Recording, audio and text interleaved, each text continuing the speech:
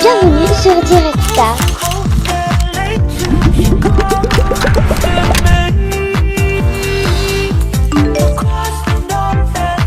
Épisodes étaient vraiment des vidéos à thématique. Je me suis dit, par journal intime, c'est aussi là, on discute, on est chill et tout. J'avais vu dans une vidéo d'une fille en médecine qui disait qu'on avait tous un cycle circadien différent et que du coup, il y a des gens qui étaient plus productifs à certaines heures. Elle avait une morning routine où elle se levait à 4h. Là où elle apprenait, tu vois, c'était vraiment le matin. Je suis pas en train de me dire que je vais me lever à 4h du matin tous les jours. Non, ça va aller, merci. Ça fait 3 jours que je me réveille super tôt, mais genre naturellement. Hier, je me suis réveillée à 5h et j'étais en forme et j'ai travaillé. Je me demande si moi, est-ce que pendant cette tranche horaire, c'est pas là où vraiment j'ai mon pic d'énergie, je suis à don et genre mon cerveau est hyper concentré. Les gars, je viens de faire des maths là. Blandine qui fait des maths. Non mais je me reconnais plus les gars, j'ai changé. Mais je vous jure, j'ai trop d'énergie, c'est pas normal d'avoir trop d'énergie comme ça. J'ai cours ce matin à 10h30. Donc là, je vais aller travailler.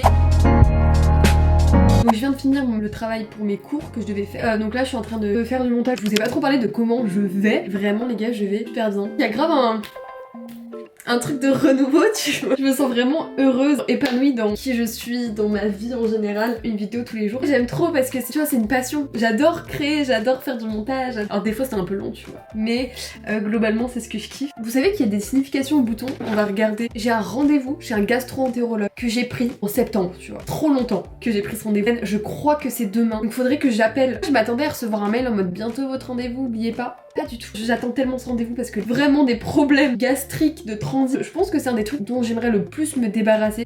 Super. J'ai mis bouton, ça me sort une petite définition bourgeois fleur. Alors non les gars, je sais que je suis une très belle fleur, ce n'est pas ma request. Donc il est au-dessus du sourcil, le foie. Bref, en ce moment je lis un livre de développement personnel, mais ça c'est vraiment un débat. Souvent quand je dis que genre je lis un livre, que c'est un truc de développement personnel, entre guillemets c'est un peu mal vu. À un moment, j'étais vraiment là, je vais pas acheter des livres de développement personnel parce que je n'ai pas besoin de ça pour me développer. Moi, je peux le faire toute seule, je peux comprendre toute seule comment m'améliorer, tu vois. J'ai pas envie que les autres me disent comment faire. Et une fois j'ai lu les livres, c'est vraiment quelqu'un qui met à disposition les connaissances qu'il a acquises. Imagine là, tu dois monter une table Ikea. Et tu sais, il te donne le petit truc là, le petit outil en forme de club de golf. Et là, t'as quelqu'un qui arrive et qui te dit tiens, je te prête mon tournevis automatique. Alors certes, avec ta petite clé à molette, tu pourras aller au bout de la construction de ta table. Mais si quelqu'un te propose un outil plus performant, que t'ailles plus vite dans cette construction de table, pourquoi refuser? Je trouve que c'est pareil avec les livres de développement personnel. Bon alors bien sûr, pas tout est bon à prendre parce qu'il y a tellement de livres que forcément il y a des choses qui te parleront plus que d'autres. Bon ça, c'est des gens, ils t'apportent les outils que t'as pas encore trouvés, même si tu finiras par les trouver dans le temps, et bah ils te les donnent tout de suite, comme ça tu peux directement t'améliorer. Après je peux comprendre que ce soit controversé dans le sens où il y a un peu ce truc de ouais pourquoi faut tout le temps s'améliorer, devenir la meilleure version de soi-même. Ça c'est un autre débat, est-ce que j'ai vraiment envie de rentrer dedans les gars, il est 8h30, non.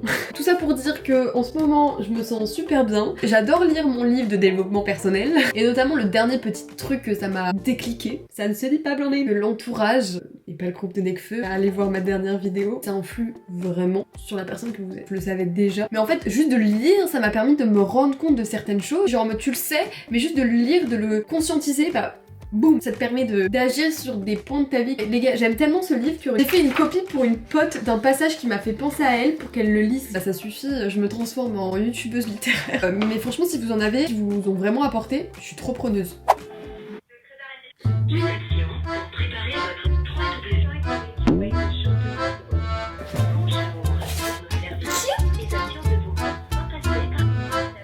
Oui, bonjour. Il me semble que j'ai rendez-vous cette semaine vers ok ça marche, pas pressé noté.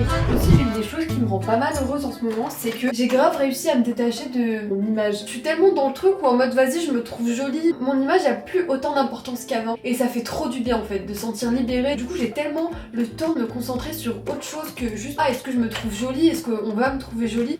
Ça fait du bien de juste se regarder et de se dire putain je suis trop fraîche quoi.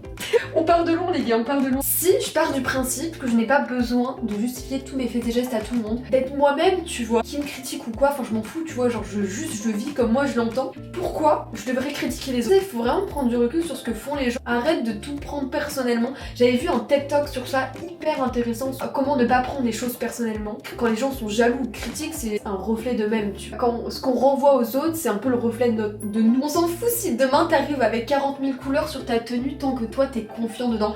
J'ai vu une phrase Pinterest, c'est ma citation du moment. Be weird but be confident about it. Donc concrètement, sois bizarre, sois-le jusqu'au bout. Il y a un peu cette peur de pas être normal, d'être bizarre. Si t'es toi, sois-le jusqu'au bout. Du coup, en fait, finalement, cette vidéo se transforme en développement personnel. Je suis lente, Blandine, il faut que tu te dépêches, tu as cours. Bref, j'espère que cette petite vidéo morning routine, philosophie, vous aura plu.